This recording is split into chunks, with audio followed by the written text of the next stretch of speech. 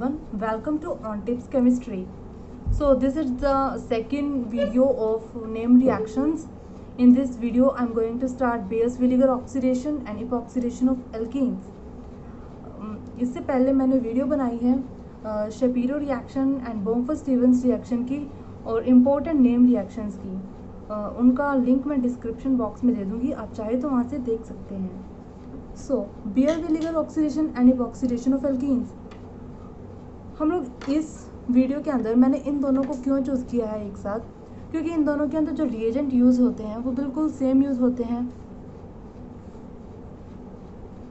Reagent जो use होते हैं वो बिल्कुल सेम होते हैं. MCPBA यूज़ होता है जनरली, और एनी पर एसिड लाइक ट्राईफ्लोरो पर एसिडिक एसिड यूज़ हो जाता है. दोनों के अंदर सेम रिएजेंट्स यूज़ होते हैं.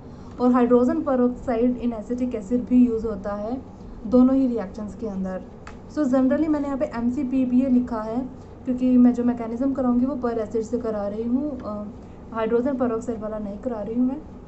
ओके, सो अगर हम बात करें बियर्स विनेगर ऑक्सीडेशन की, इस रिएक्शन के अंदर ऑक्सीडेशन होती है कीटोन की ऑक्सीडेशन होती है, सॉरी एल्डिहाइड नहीं, कीटोन की ऑक्सीडेशन होती है. और जो कीटोन है वो एस्टर में कन्वर्ट हो जाता है. और इपॉक्सीडेशन में क्या होता है, जो डबल बॉन्ड है उसकी ऑक्सीडेशन हो जाती है और वो इपॉक्साइड में कन्वर्ट हो जाता है.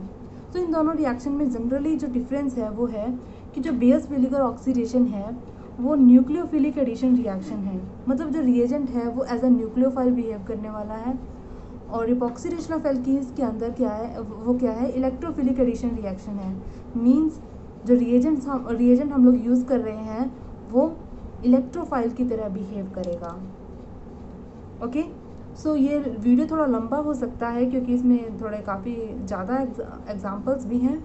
सो इसको वीडियो को एंड तक ज़रूर देखना, क्योंकि इसमें लास्ट में हम लोग क्लियर करेंगे कि अगर दोनों गिवन हो, हमारे पास कार्बोनिल कंपाउंड भी गिवन हो और वी कैन से कीटोन भी गिवन हो, डबल बॉन्ड भी गिवन हो, तो हमें बेयर्स विनेगर ऑक्सीडेशन करनी है या फिर इपॉक्सीडेशन करनी है. सो मैं लास्ट तक इस बात को क्लियर करूँगी. ओके, तो पहले हम बेयर्स विनेगर ऑक्सीडेशन का मैकेनिज्म देख लेते हैं. ओके, सो देखिए आप लोग, ये क्या है, ये पर एसिड है और ये कीटोन है. सो यहाँ पर जो कीटोन है वो क्या है, एक इलेक्ट्रोफाइल की तरह बिहेव कर रहा है. कार्बोनिल कार्बन क्या होती है, इलेक्ट्रोफिलिक होती है. और peracid as a nucleophile behave करेगा.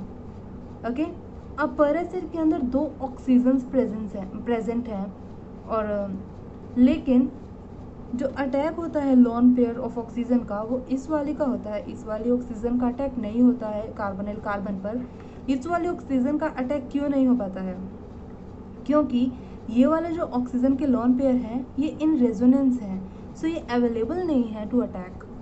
सो ऑक्सीजन के इस वाले ऑक्सीजन के लोन पेयर अटैक करेंगे कार्बोनिल कार्बन पर और हमारे पास ये बनेगा और ऑक्सीजन पर आ जाएगा पॉजिटिव चार्ज और इस ऑक्सीजन पर आ जाएगा नेगेटिव चार्ज.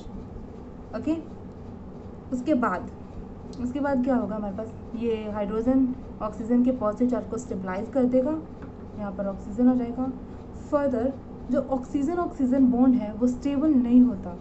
ठीक है, ऑक्सीजन बॉन्ड जो है स्टेबल नहीं होता, तो ऑक्सीजन और ऑक्सीजन का बॉन्ड जो है टूट जाएगा और यहाँ से माइग्रेशन होगा R ग्रुप का जो इस ऑक्सीजन पर अटैक करेगा. अब देखिए ज़रा, अब यहाँ पर R भी है और R' भी है. अब माइग्रेट R होगा या R' होगा, अब ये इलेक्ट्रॉन्स लेके आ रहा है, मतलब जो R ग्रुप है वो एज अ न्यूक्लियोफाइल आने वाला है. मतलब जो ज़्यादा इलेक्ट्रॉन रिच होगा वो ही जो R ग्रुप है वो ही माइग्रेट करेगा ऑक्सीजन पर. ओके, सो R माइग्रेट करेगा या R' माइग्रेट करेगा, ये तो आई थिंक क्लियर हो ही चुका होगा. ठीक है, तो जो जिसका ज़्यादा माइग्रेटरी एप्टीट्यूड होगा वो ज़्यादा माइग्रेट करेगा, वो माइग्रेट करेगा, दूसरे वाला माइग्रेट नहीं करेगा. सो हमारे पास ये बन जाएगा. उसके बाद हमारे पास वर्कअप करने के बाद मिल जाएगा ये एस्टर और एसिड. मतलब पर एसिड तो कन्वर्ट हो चुका है एसिड के अंदर और एस्टर कीटोन कन्वर्ट हो चुका है एस्टर के अंदर. अगर हम यहाँ पर इस ऑक्सीजन को लेबल कर दें, 18 लगा दें इसके ऊपर, ठीक है, यहाँ पर 18 लगा देते हैं. कहाँ पर ये रहा 18, तो 18 तो आप लोग देख सकते हैं कि अगर हमसे कोई पूछे, अगर इस तरीके से क्वेश्चन में आ जाए कि यहाँ पर 16 वाला ऑक्सीजन है या 18 वाला है, तो हम लोग यहाँ से देख के बता सकते हैं कि ये वाला ऑक्सीजन इंसर्ट होता है यहाँ पर। तो ठीक है, तो हम जब बाद में क्वेश्चंस करेंगे हम डायरेक्टली कर सकते हैं क्वेश्चंस कि हम लोगों को जिसका ज़्यादा माइग्रेटरी एप्टीट्यूड है उसके बीच में ऑक्सीजन को लगा दो बस।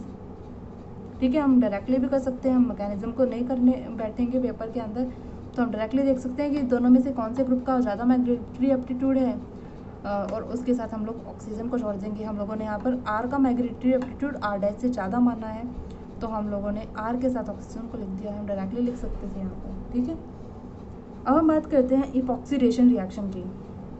ये epoxidation reaction carbon double bond carbon है और ये पर एसिड है, हमारे पास इपॉक्साइड बना है और हमारे पास एसिड मिला है हम लोगों को। ठीक है, मैकेनिज्म देख लेते हैं हम लोग इसका। जो कार्बन डबल बॉन्ड कार्बन है ये इस ऑक्सीजन पर अटैक करेगा। अब देखिए ज़रा, यहाँ पर जो क्वेश्चन है वो ये है कि इस कार्बन डबल बॉन्ड कार्बन ने इस ऑक्सीजन पर क्यों नहीं अटैक किया। ठीक है, इस ऑक्सीजन पर क्यों अटैक नहीं किया। और दूसरा क्वेश्चन ये उठता है कि कार्बन डबल बॉन्ड कार्बन ने कार्बोनिल कार्बन को पर अटैक क्यों नहीं किया। क्यों कार्बन डबल बॉन्ड कार्बन ने इसी ऑक्सीजन का चूज़ किया। सबसे पहली बात तो ये है कि जो ये वाली ऑक्सीजन है ये लेस इलेक्ट्रोफिलिक है as compare to this oxygen. ठीक है, तो ये इस पे अटैक करेगा, इस पे नहीं करेगा, इस पे करेगा, क्योंकि ये लेस इलेक्ट्रोफिलिक है। यहाँ पर रेजोनेंस है, ये यहाँ पर रेजोनेंस में है, सॉरी। ठीक है, तो ये तो यहाँ से ये लेस इलेक्ट्रोफिलिक है, ये मोर इलेक्ट्रोफिलिक है। उसके बाद कार्बोनिल कंपाउंड की बात आती है। अगर ये कार्बोनिल कार्बन पर अटैक करता है तो हमारे पास 4 मेंबर्ड रिंग बनती है ट्रांजिशन स्टेट में, which is unstable.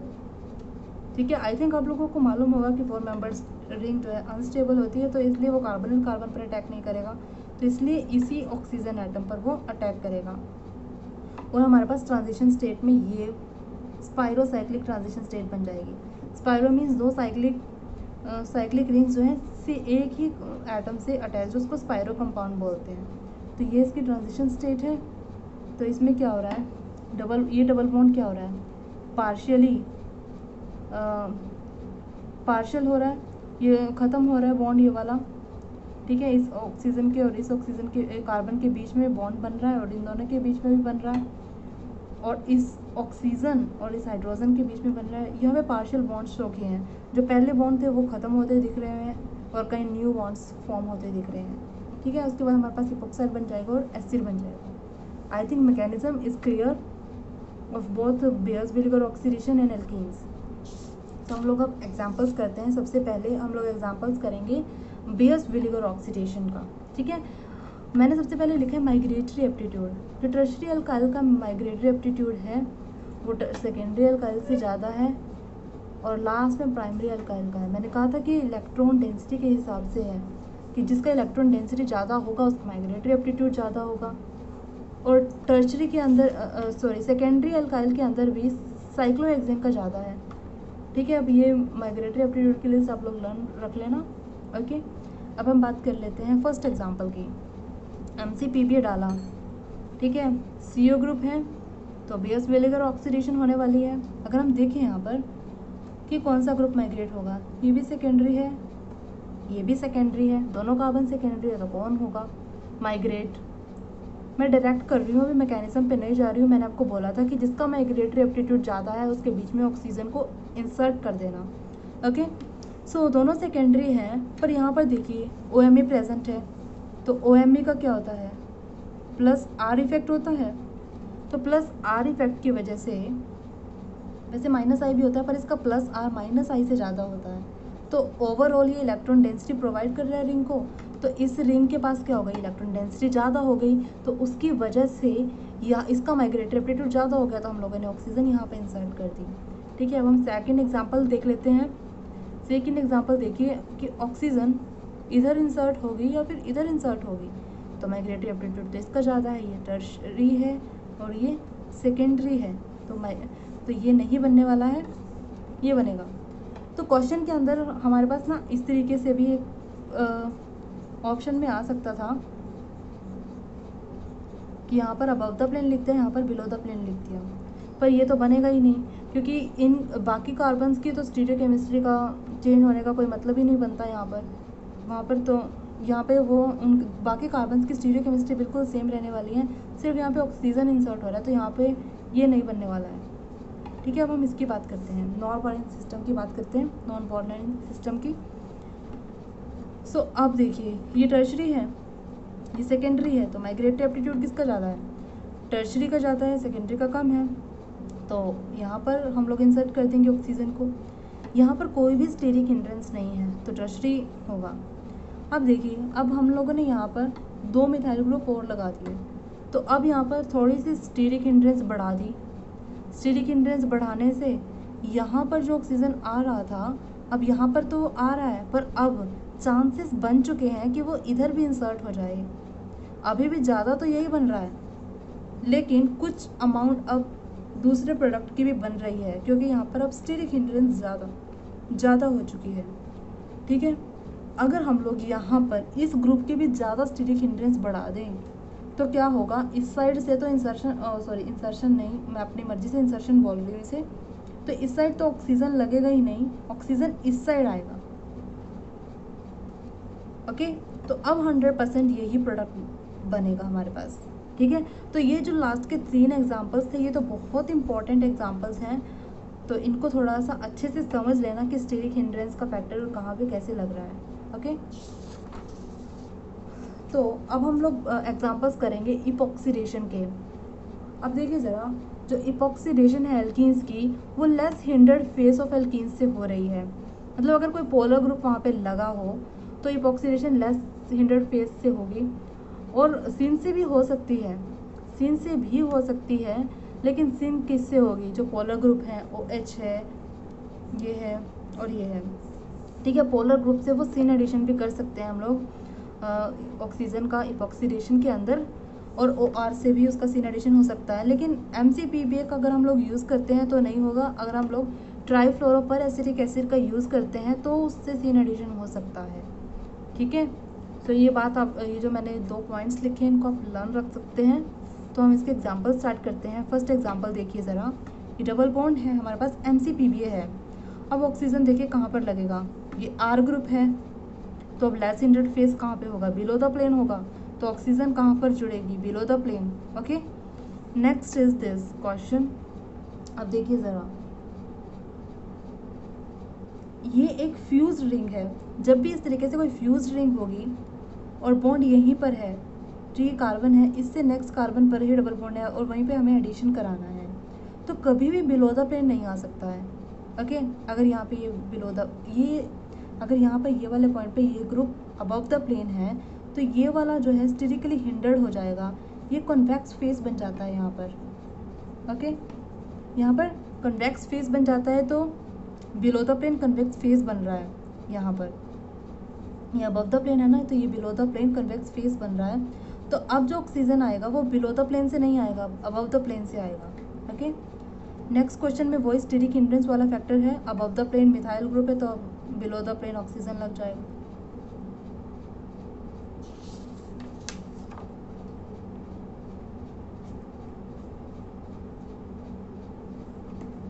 Next he question देखिए ज़रा, ये वैसे ही है जो मैंने पहले एग्जांपल कराया था कि बिलो द प्लेन जो है कन्वेक्स फेस है, तो अबव द प्लेन ऑक्सीजन आएगा। अब यहाँ पर देखिए ज़रा, OH है, मैंने कहा था अगर हम लोग यहाँ पर भी MCPBA डाला है,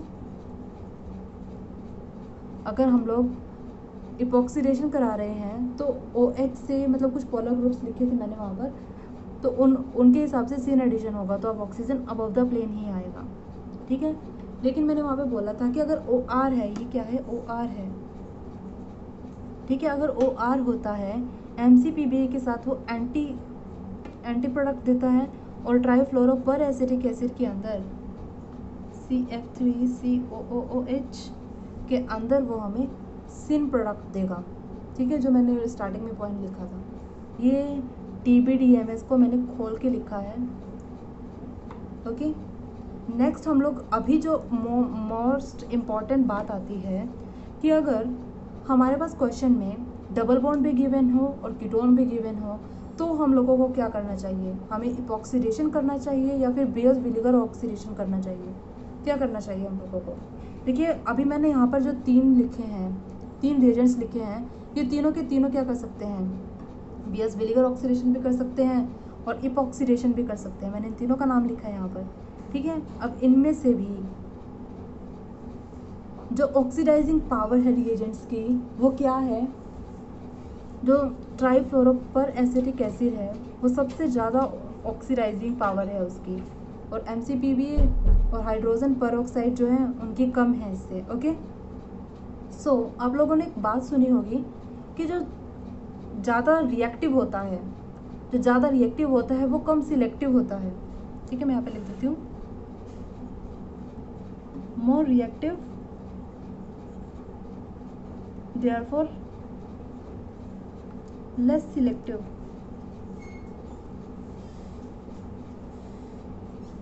ठीक है, ट्राइफ्लोरोपर एसिटिक एसिड मोर रिएक्टिव है तो उसकी सिलेक्टिविटी कम है, मतलब वो डबल बॉन्ड और कार्बोनिल कंपाउंड में से सिलेक्ट नहीं कर पाएगा कि मैं किसके साथ रिएक्शन करूं, तो इसलिए वो दोनों के साथ ऑक्सीडेशन करता है, डबल बॉन्ड को भी ऑक्सीडाइज करता है, कार्बोनिल कंपाउंड को भी ऑक्सीडाइज करता है। अब हम बात करते हैं MCPBA की और हाइड्रोजन परऑक्साइड की। ये जो है सिर्फ और सिर्फ बेयर्स विनेगर ऑक्सीडेशन करते हैं अगर हमारा जो कीटोन है वो स्ट्रेंड हो। मैं एग्जांपल्स में क्लियर करूँगी ये कि स्ट्रेंड वाली बात क्या है, ठीक है। अगर जो CO स्ट्रेंड हो तो अगर और ये गिवन हो तो ये सिर्फ और सिर्फ बेयर विनेगर ऑक्सीडेशन करेंगे, इपॉक्सीडेशन तो नहीं करेंगे, ठीक है। अब हम बात करते हैं हाइड्रोजन परऑक्साइड की। अगर हमारे पास alpha beta unsaturated carbonyl compound हो और hydrogen peroxide in acetic acid given हो तो वो हमेशा इपॉक्सीडेशन करता है, ठीक है। ये जो 3 पॉइंट्स हैं इनको याद रखना कि अगर हमारे पास alpha beta unsaturated carbonyl compound हो तो वो इपॉक्सीडेशन करेगा अगर H2O2 गिवन है, लेकिन अगर यही डबल बॉन्ड किसी और पोजीशन पर गिवन हो तो ये क्या करेगा, ओनली बेयर्स विनेगर ऑक्सीडेशन। आई थिंक ये क्लियर है।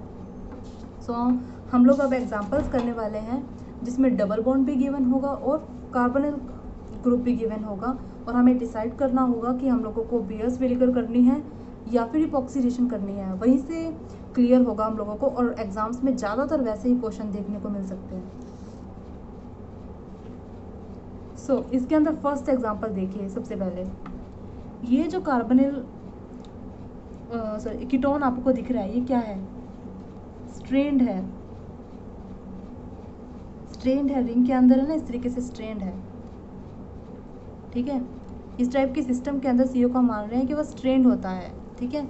और हमारे पास MCPBA गिवन है, तो मैंने क्या कहा था कि जब भी MCPBA गिवन होगा और कार्बोनिल ग्रुप जो है स्ट्रेंड होगा तो वहाँ पर इपॉक्सीडेशन जो है नहीं होने वाली है, वहाँ पर सिर्फ BBO होगी, ओनली BBO, इपॉक्सीडेशन नहीं होगी, ठीक है। तो ये प्रोडक्ट बन जाएगा। अब नेक्स्ट क्वेश्चन देखिए ज़रा, यहाँ पर जो कार्बोनिल कंपाउंड है लेस स्ट्रेंड तो है, ठीक है, लेस स्ट्रेंड है, पर जो हमारा डबल बॉन्ड है वो भी कहाँ इतना रिएक्टिव है, ठीक है, ये भी इतना रिएक्टिव नहीं है, तो बेयर्स विनेगर ऑक्सीडेशन को ही प्रेफर करेगा करना। लेकिन अगर हम लोग इसको बढ़ा दें, किसको बढ़ा दें, देखिए हम लोगों ने क्या बोला था स्टार्टिंग में, क्या बोला था कि जब हम लोग इपॉक्सीडेशन करते हैं, इपॉक्सीडेशन के अंदर डबल बॉन्ड किसका काम करता है, न्यूक्लियोफाइल का काम करता है। अगर डबल बॉन्ड को न्यूक्लियोफाइल की तरह काम करना है तो वो क्या होना चाहिए, इलेक्ट्रॉन रिच ग्रुप से घिरा हुआ होना चाहिए। ओके सो यहाँ पर तो इतना सब्स्टिट्यूटेड नहीं है ये, तो मतलब ये भी जो डबल बॉन्ड है वो भी इतना रिएक्टिव नहीं है, तो अब इसको वही करनी पड़ेगी, बेयर विनेगर ऑक्सीडेशन करनी पड़ेगी, ठीक है। अब हम अगर इसकी सब्स्टिट्यूशंस बढ़ा दें, मतलब इसको क्या कर दें, डबल बॉन्ड को ज़्यादा रिएक्टिव बना दें, इसको इलेक्ट्रॉन्स देके इसको ज़्यादा रिएक्टिव बना दें, तो अब इपॉक्सीडेशन हो सकती है, ठीक है। तो मतलब अगर हम लोग MCPBA का यूज़ कर रहे हैं तो वो रिएक्टिविटी पर डिपेंड करता है, ठीक है। इपॉक्सीडेशन भी हो सकता है, बेयर्स विनेगर ऑक्सीडेशन भी हो सकता है, वो रिएक्टेंट की रिएक्टिविटी पर डिपेंड करता है कि डबल बॉन्ड किस कंडीशन में प्रेजेंट है और कार्बोनिल ग्रुप जो है किस कंडीशंस में प्रेजेंट है, ठीक है। नेक्स्ट क्वेश्चन देखते हैं। अब जो नेक्स्ट जो ये रिएजेंट गिवन है, अब चाहे हम यहाँ पे कोई मर्जी ग्रुप लगा दें, चाहे हम यहाँ पर OMe लगा दें, साथ में कोई और बहुत अच्छा इलेक्ट्रॉन प्रोवाइडिंग ग्रुप लगा दें, लेकिन फिर भी हमारे पास इपॉक्सीडेशन नहीं होगी। अब ये जो कंपाउंड ये जो रिएजेंट्स हैं ये ऑलवेज देंगे हम लोगों को, ऑलवेज बियर्स विनेगर ऑक्सीडेशन। ओके, नेक्स्ट क्वेश्चन देखते हैं। नेक्स्ट क्वेश्चन में देखिए ज़रा, MCPBA गिवन है एक तरफ हमें गिवन है ट्राइफ्लोरो पर एसिटिक एसिड। मैंने बोला था कि जब ट्राइफ्लोरो पर एसिटिक एसिड है वो ज़्यादा रिएक्टिव है तो वो कम सिलेक्टिव है, तो वो सिलेक्ट नहीं कर पाएगा कि उसको किसके साथ रिएक्शन करना है, वो दोनों के साथ रिएक्शन कर देगा। बेयर्स विनेगर ऑक्सीडेशन का भी प्रोडक्ट देगा, साथ में वो इसको भी ऑक्सीडाइज कर देगा, ठीक है, तो वो दोनों करेगा। अब हम बात करते हैं MCPBA की। अब मैंने बोला था कि अगर स्ट्रेंड हो हमारा कार्बोनिल कंपाउंड तो वो बेयर्स विनेगर ऑक्सीडेशन देगा, ठीक है। तो अब यहाँ पर स्ट्रेंड भी है और फर्दर मोर जो यहाँ पर डबल बॉन्ड है वो भी इतना ज़्यादा कुछ खास वो नहीं है, रिएक्टिव नहीं है, मीन्स ये भी ज़्यादा न्यूक्लियोफिलिक नहीं है, ठीक है। तो मैंने यहाँ पर लिख दिया। तो यहाँ पर क्या होगी, सिर्फ बेयर्स विनेगर ऑक्सीडेशन होगी, यहाँ पर इपॉक्सीडेशन नहीं होगी। तो इन शॉर्ट हम एक और बात कह सकते हैं, वो क्या, वो बात ये है कि अगर हम लोग बात कर रहे हैं बेयर्स विनेगर ऑक्सीडेशन की, ठीक है, तो जो हम लोग कार्बोनिल कंपाउंड यूज़ कर रहे हैं वो एज अ इलेक्ट्रोफाइल बिहेव कर रहा है, तो अगर हम लोग उसकी इलेक्ट्रोफिलिसिटी बढ़ा दें तो रेट ऑफ रिएक्शन इंक्रीज हो जाएगा। एक तरफ हम दूसरी बात करें इपॉक्सीडेशन की बात करें, अगर इपॉक्सीडेशन में जो डबल बॉन्ड होता है वो एज अ न्यूक्लियोफाइल बिहेव करता है, तो अगर हम लोग किसी भी तरीके से उसकी न्यूक्लियोफिलिसिटी बढ़ा दें तो उसका रेट ऑफ रिएक्शन इंक्रीज हो जाएगा। तो बेयर्स विनेगर ऑक्सीडेशन के अंदर कार्बोनिल कंपाउंड की इलेक्ट्रोफिलिसिटी ज़्यादा होनी चाहिए और इपॉक्सीडेशन ऑफ एल्कीन्स के अंदर न्यूक्लियोफिलिसिटी डबल बॉन्ड की ज़्यादा होनी चाहिए, ठीक है। तो इस हिसाब से दोनों रिएक्शंस चलती हैं। और I think this video was helpful to you, and to watch more videos on name reaction stay tuned with the channel। and मैंने डिस्क्रिप्शन बॉक्स में लिंक दिया है मेरी प्रीवियस वीडियोस का। Thank you so much for watching.